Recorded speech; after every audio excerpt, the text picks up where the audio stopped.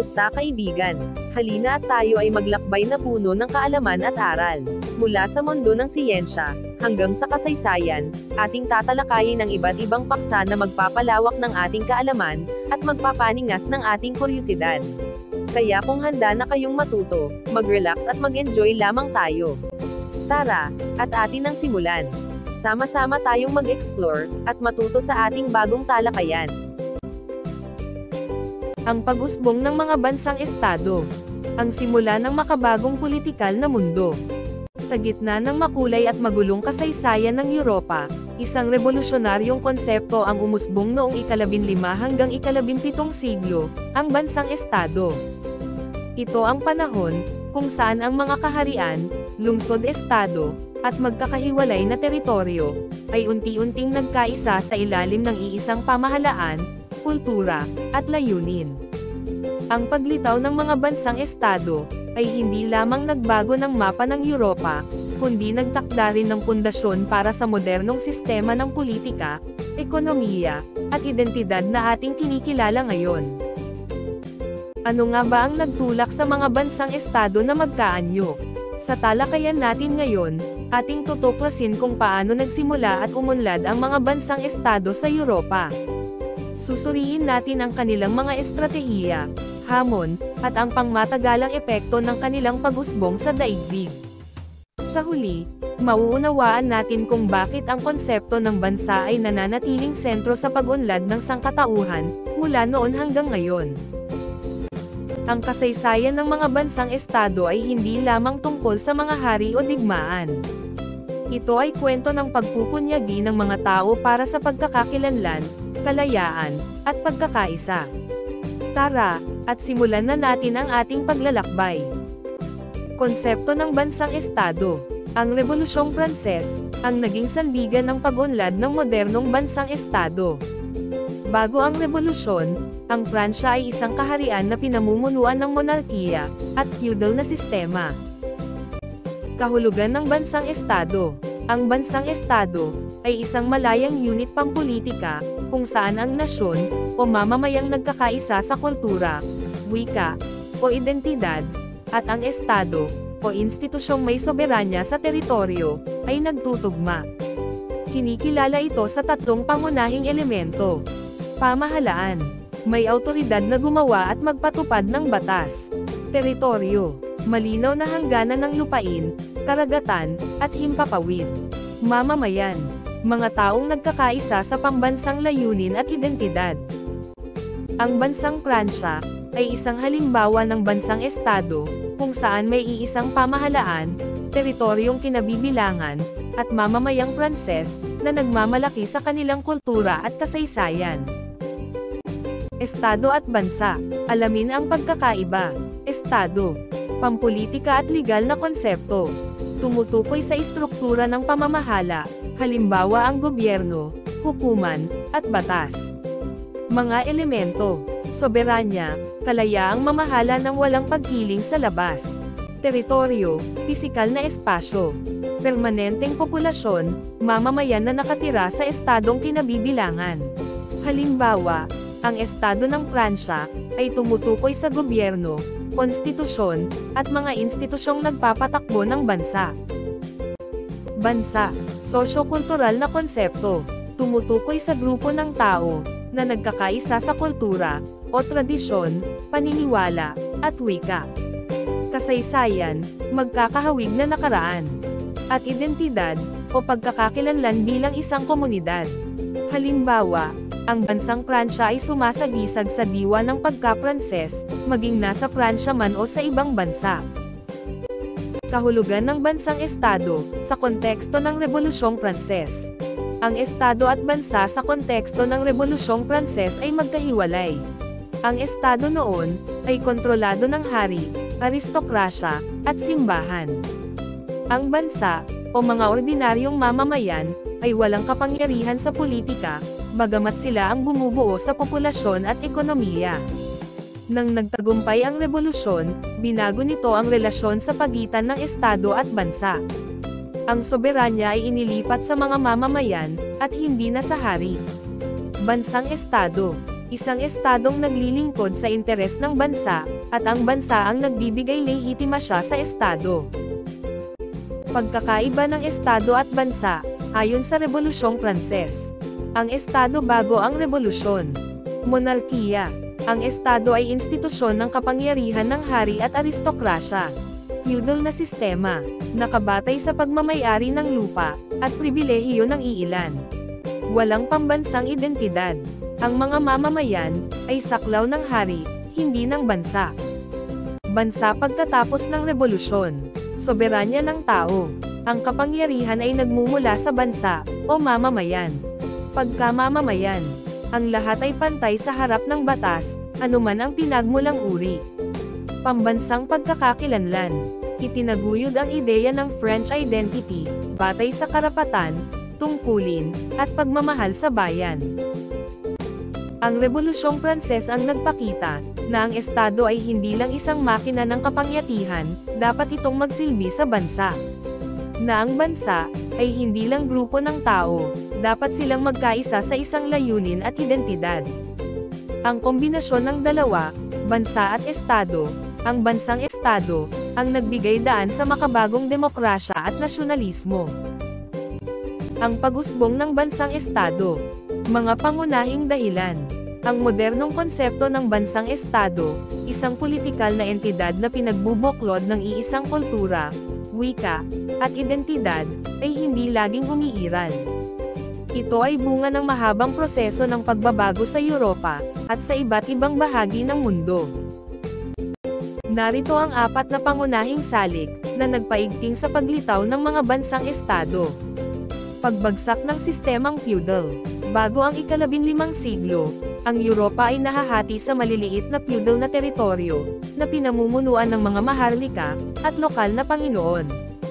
Ang sistemang ito, ay nagdulot ng pagkakahati-hati ng kapangyarihan, kawalan ng sentralisadong pamahalaan, at madalas na hidwaan sa pagitan ng mga panginoon. Nang nagsimulang humina ang feudalismo dahil sa mga salik tulad ng Black Death, pag-unlad ng kalakalan, at pagtaas ng populasyon, nagkaroon ng espasyo ang mga hari at reyna, na palakasin ang kanilang kapangyarihan. Ang pagbagsak ng feudalismo, ay nagbigay daan sa pagkilos tungo sa mas sentralisado at organisadong pamamahala, na siyang pundasyon ng mga bansang estado. Pag-usbong ng makapangyarihang hari, o absolute monarchs. Sa pagtatapos ng Middle Ages, ang mga monarko tulad nina Louis XIV ng Pransya, at Ferdinand at Isabela ng Espanya, ay nagtagumpay sa pagpapalago ng kanilang kapangyarihan.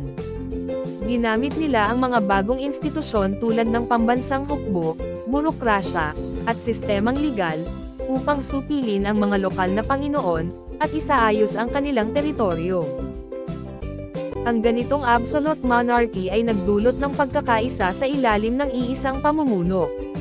Halimbawa, sa Espanya, ang pagpapakasal ni Ferdinand at Isabela, ay nag-isa sa mga kaharian ng Castile at Aragon, na naging batayan ng modernong bansang Espanya. Ang sentralisasyon ng kapangyarihan, ay naging kritikal sa pagbuo ng mga hangganan, at pambansang identidad. Pagkakaroon ng iisang wika at kultura. Ang paglitaw ng isang pangkaraniwang wika at kultura, ay nagsilbing pundasyon ng pambansang pagkakakilanlan. Halimbawa, ang paggamit ng wikang Pranses sa Pransya, at wikang Italyano sa mga akda ni Dante Alighieri, ay nagbigay diin sa kahalagahan ng wikang pambansa, bilang simbolo ng pagkakaisa. Ang paglaganap ng printing press noong ika-15 siglo, ay nagpalaganap ng panitikan at batas sa iisang wika, na nagpalakas ng ugnayan sa pagitan ng mga mamamayan. Sa pamamagitan nito, ang mga tao ay unti-unting nakaramdam ng pagmamalaki sa kanilang kultura at kasaysayan, na nagtulak sa kanilang magkaisa bilang isang bansa. Pagtaas ng nasyonalismo. Ang nasyonalismo, ang matinding pagmamahal at pagturing sa bansa, bilang pinakamataas na institusyon, ay naging makapangyarihang puwersa noong ika-18 at ika-19 na siglo. Ang Rebolusyong Pranses, halimbawa, ay nagpauso ng ideya ng pagkamamamayan at pagkakapantay-pantay, sa ilalim ng iisang bandila. Ang mga kilusang nasyonalista, tulad ng pag-iisa ng Germany at Italy noong ika-19 na siglo, ay direktang nagmula sa pagnanais ng mga tao na magkaroon ng sariling estado, batay sa kanilang wika, kultura, at kasaysayan. Ang nasyonalismo ay naging sandata laban sa kolonyalismo at dayuhang dominasyon, na nagtulak sa mga rehiyon na magkaisa at magtatag ng soberanyang estado. Ang pag-usbong ng bansang estado ay hindi isang simpleng pangyayari, kundi resulta ng magkakaugnay na salik. Ang paghina ng feudalismo, paglakas ng monarkiya, pag-unlad ng pambansang kultura, at pag-igting ng nasyonalismo. Ang mga elementong ito ay nagtulungan upang hubugin ang modernong mundo, kung saan ang bawat bansa ay nagpupursige na mapanatili ang kanyang soberanya at identidad. Sa kasalukuyan, ang konsepto ng bansang estado ay patuloy na humuhubog sa politika, ekonomiya, at kultura ng mga lipunan sa buong mundo. Mga halimbawa ng bansang estado sa Europa. Pagkilala sa kanilang makasaysayang pagbuo. Ang konsepto ng bansang estado ay tumutukoy sa isang soberanong entidad, kung saan ang mga mamamayan ay nagkakaisa sa wika, kultura, o layuning pangkasaysayan. Sa Europa, ilang bansa ang nagpakita ng mahahalagang hakbang sa pagbuo ng kanilang pagkakakilanlan bilang mga bansang estado. Narito ang 4 na halimbawa ng mga bansang estado sa Europa. Inglaterra, monarchy ang nagpatatag sa pambansang identidad. Ang Inglaterra ay nagsilbing halimbawa ng bansang estado, sa pamamagitan ng matatag na monarkiya. Sa ilalim ng mga hari tulad ni Henry VIII, pinalakas ng monarkiya ang sentralisadong kapangyarihan, at itinatag ang Church of England, na nagbuklod sa mga mamamayan sa ilalim ng iisang relihiyon at pamamahala. Ang pagpapalakas ng batas at burokrasya noong panahong Tudor, ay nag-ambag sa pag-unlad ng pambansang pagkakaisa, bago ang formal na pagsanib sa Scotland noong 1707. Pransya, sentralisadong pamahalaan, at pambansang integrasyon. Ang Pransya ay kilala sa sentralisadong pamahalaan, na nagsimula sa mga capricial monarch, at umunlad sa ilalim ni Louis XIV. Itinatag ni Louis XIV ang absolutong monarkiya, na naglunsad ng mga reforma sa administrasyon at hukbo. Ang Rebolusyong Pranses ay nagpatibay pa sa pambansang identidad, sa pamamagitan ng pagtataguyod ng republika, at pagpapalaganap ng ideyang lanasyon, isang bansang pinag-isa ng sekular na prinsipyo at karapatan. Espanya, pagkakaisa ng Castile at Aragon. Ang modernong Espanya ay nabuo, sa pamamagitan ng dynastic union ni Reina Isabela I ng Castile, at Haring Ferdinand II ng Aragon noong 1469. Ang kanilang pamumuno ay nagdulot ng pagkakaisang politikal, pagtapos sa Reconquista, at pagpapalaganap ng Katolisismo.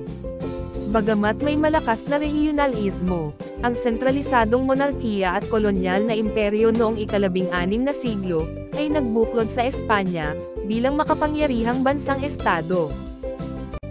Portugal, paglawak ng kapangyarihan sa dagat.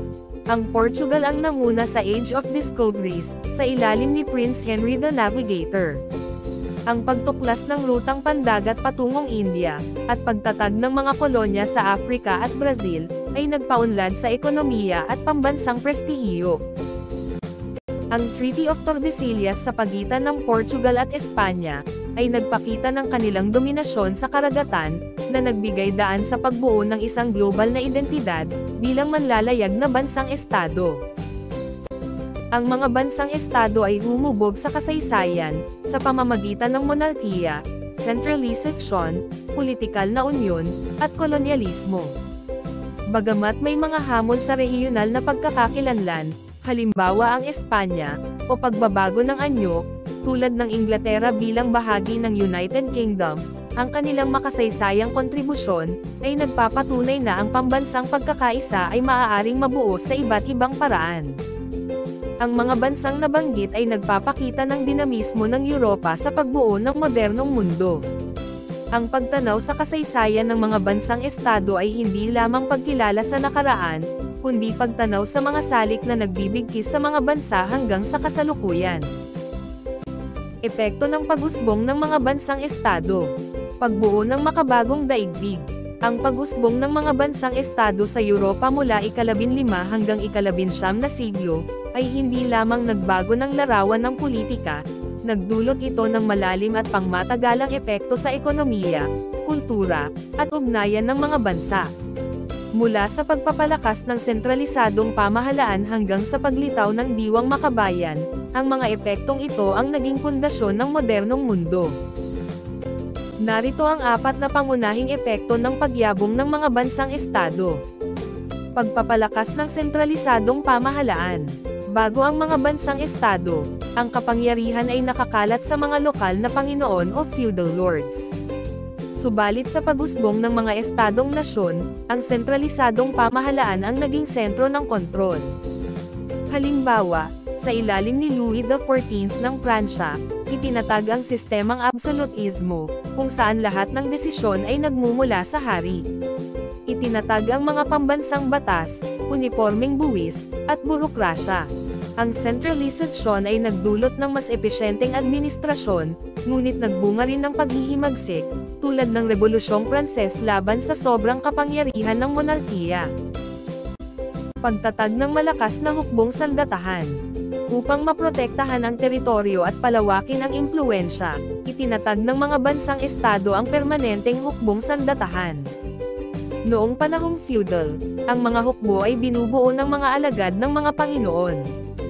Nang magkaisa ang mga estado, naglaan sila ng pondo para sa propesyonal na sundalo at armas. Halimbawa, ang Spanish Tercio noong ika-16 na siglo ay naging modelo ng modernong hukbo. Ang pag-unlad ng militar ay nagdulot ng madugong digmaan, ngunit naging instrumento rin sa pagpapalaganap ng kapayapaan sa loob ng mga hangganan ng estado. Pagtindi ng kompetisyon sa teritoryo at kolonya. Ang pagiging makapangyarihan ng isang estado ay sinukat sa laki ng teritoryo at dami ng kolonya. Ang kompetisyong ito ay humantong sa panahon ng pagtuklas at kolonyalismo. Halimbawa, nagagawan ang Portugal at Espanya sa pag-aangkin ng mga lupain sa Amerika at Asya, na pinagtagpi ng Treaty of Tordesillas. Nang maglaon, lumawak ang kompetisyon sa pagitan ng Inglaterra, Pransya, at Netherlands, na nagdulot ng madugong digmaang pangkolonya. Ang laro ng imperyo ay nagpabilis ng globalisasyon, ngunit nagdulot ng pagsasamantala sa mga katutubo, at pagkaubos ng likas na yaman. Pag-usbong ng diwang makabayan, o nationalism. Ang pinakamahalagang epekto ng pag-usbong ng mga bansang estado, ay ang pagkamulat ng pambansang identidad. Ang diwa ng pagmamahal sa bansa ay lumaganap, sa pamamagitan ng wika, edukasyon, at simbolo, tulad ng bandila at pambansang awit. Halimbawa, ang Rebolusyong Pranses ay nagturo ng konsepto ng citoyen o mamamayan, na naglilingkod sa bansa, hindi sa hari. Sa ika-19 na siglo, ang diwang makabayan ang naging sandata sa pag-iisa ng Germany at Italia. Subalit ang radikal na nasyonalismo, ay naging sanhi rin ng pagkakahati at digmaan, tulad ng World War I. Mga pangmatagalang bunga sa kasalukuyan. Ang mga epektong ito ay humubog sa makabagong daigdig. Ang sentralisadong pamahalaan, ay nananatiling modelo ng mga demokratikong bansa. Ang pandaigdigang kompetisyon ay nagbago ng anyo, mula kolonyalismo tungo sa ekonomikong dominasyon. Ang diwang makabayan ay nagdudulot pareho ng pagkakaisa at hidwaan. Ang pag-usbong ng mga bansang estado ay nagdulot ng mga tagumpay at trahedya. Sa isang banda, ito ang nagpasigla sa agham, kalakalan, at demokrasya. Sa kabilang banda, nagdulot ito ng imperialismo, digmaan, at pagpapairal ng dominasyon ng kanluran sa mundo. Ang hamon sa kasalukuyan, ay pangalagaan ang positibong aspeto ng nasyonalismo, ang pagpapahalaga sa kultura at kasarinlan, habang iniiwasan ang pagiging mapang-aping makabayan. Ang kasaysayan ng mga bansang estado ay paalala, ang pag-unlad ng isang bansa ay nakasalalay, hindi lamang sa kapangyarihan, kundi sa kakayahang magtanggol sa dignidad ng bawat mamamayan. Ang pag-usbong ng bansang estado, ay hindi lamang isang kabanata sa kasaysayan, kundi isang patuloy na paglalakbay tungo sa isang pagpapanday ng identidad, soberanya, at kolektibong pangarap. Sa bawat hakbang ng pagbuo ng isang bansa, makikita ang halaga ng sama-samang pagtutok sa layunin, ang maprotektahan ang kultura, itaguyod ang kalayaan, at paigtingin ang ugnayan ng mga mamamayan. Mula sa mga sinaunang kaharian, hanggang sa modernong demokrasya, ang diwa ng pagiging isang bayan, ang nagsisilbing pundasyon ng bawat tagumpay at hamon.